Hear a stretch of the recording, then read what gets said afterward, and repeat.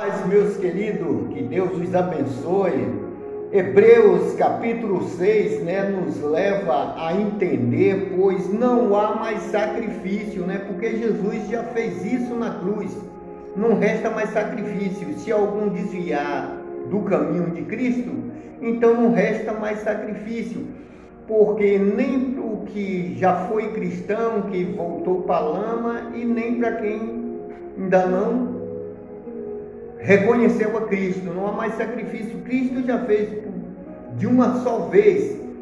Lá no Velho Testamento, todo ano tinha que prestar sacrifício por meio de um animal. Então isso era o primeiro, a primeira aliança. Se você for ler Hebreus 8, Hebreus 9, você vai entender sobre a respeito do sacrifício.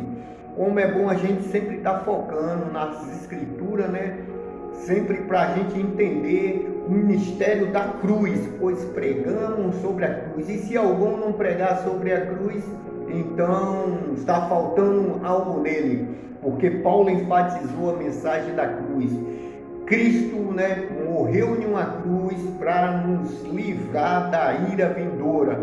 Então, a ira que está por vir. Então, estamos chegando em pleno Apocalipse. Então, os sinais estão nos mostrando que Cristo está voltando. Então, o meu dever é apontar a reconciliação, para que você venha entender o ministério da palavra de Deus, a loucura, como Paulo falou, muitos ser salvo por meio da fé, acreditar que Cristo morreu em uma cruz e Ele está à tua espera. Então, meu amigo, não há mais sacrifício se você morrer, porque Cristo, antes disso, Cristo, depois que desceu à sepultura, Jesus foi pregar até para os que estavam mortos, aqueles que já tinham que ser salvos, mesmo depois da morte. Jesus Cristo foi até a profunda, mais baixa, como se diz, profundo da terra, para falar para aqueles que tinham morto antes no dilúvio. E muitos, eu acredito que muitos foram contemplados pela palavra. E hoje Jesus já fez isso por mim e por você. Então não resta mais sacrifício se você não se arrepender dos seus pecados. Então o caminho e a verdade é Cristo. Que Deus os abençoe. Graça e paz, meus queridos. João capítulo 16, eu já enfatizei isso aqui, gosto de sempre estar falando. João 16, o versículo 13 nos diz assim: quando vier o Espírito da verdade, vos guiará toda a verdade. Então, a gente olhando, sobre o que Cristo falou.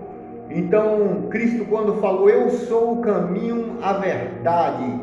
Então, quando em Atos capítulo 2, veio a inauguração do Espírito Santo, pois Jesus já tinha completado a sua missão, e deixou que os apóstolos, completassem a obra até os confins da terra. Então, Jesus falou: quando vier o Espírito da verdade, vos guiará toda a verdade.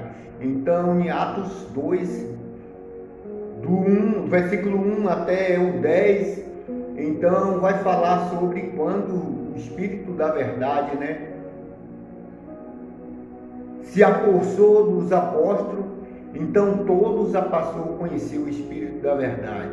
Então Jesus falou: eu sou o caminho, a verdade e a vida. E quem é a verdade? Era Cristo, que era o Espírito da verdade, que vinha para reinar no nosso coração, no nosso ser.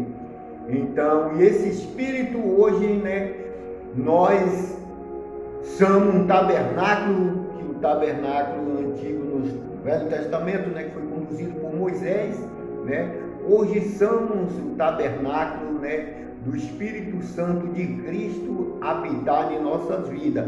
Então, Jesus foi muito claro: mandaria o Espírito da verdade, que era o próprio Cristo, porque quando ele estava falando, pregando sobre os judeus, ele estava sempre falando: eu sou o caminho, a verdade e a vida, e ninguém vem ao Pai a não ser por mim. Então ele estava sempre falando, eu sou o caminho e a verdade, e quem era o Espírito da verdade chegou até a nós.